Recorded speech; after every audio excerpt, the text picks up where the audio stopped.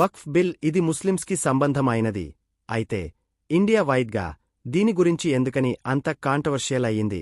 వక్ఫ్ amendment bill 2024 అంటే ఏంటి? అసలు మీలో నాకు తెలిసి చాలామందికి వక్ఫ్ అంటే ఏంటో తెలిసుండకపోవచ్చు. వక్ఫ్ అనేది ఒక డొనేషన్. ఇస్లాంలో ఉన్న వాళ్ళు ఎవరైనా వాళ్ల ప్రాపర్టీని వక్ఫ్కి డొనేట్ చేయొచ్చు. దానిని వాళ్లు చారిటబుల్ ఆర్ రిలీజియస్ పర్పస్కి యూజ్ చేస్తారు. వీటిలో హాస్పిటల్, స్కూల్స్ కూడా ఉంటాయి. ఇలా ఒక ప్రాపర్టీనే కాదు, వక్ఫ్కి ఏదన్నా డొనేట్ చేయొచ్చు. కంపెనీ షేర్స్, కూరగాయలు, ఫ్రూట్స్, ఇలా ఏదన్నా మనది వక్ఫ్కి డొనేట్ చేయొచ్చు. ఒకసారి వక్ఫ్కి డొనేట్ చేసింది మరల తిరిగి తీసుకొనేకి ఉండదు. తరువాతి జనరేషన్స్, మీ ఫ్యామిలీలో ఎవరైనా కావాలి అనుకున్నా ఇవ్వబడదు. ముస్లిం అయితేనే వక్ఫ్కి తన ప్రాపర్టీని దానం చేసేకి ఎలిజిబుల్ ఉంటుంది. వీటన్నిటినీ మేనేజ్ చేసేకి వక్ఫ్ బోర్డు ఆయా స్టేట్స్లో 30 దాకా ఉంటాయి. అన్నిటినీ కంట్రోల్ చేసేకి సెంట్రల్ వక్ఫ్ కౌన్సిల్ ఉంటుంది.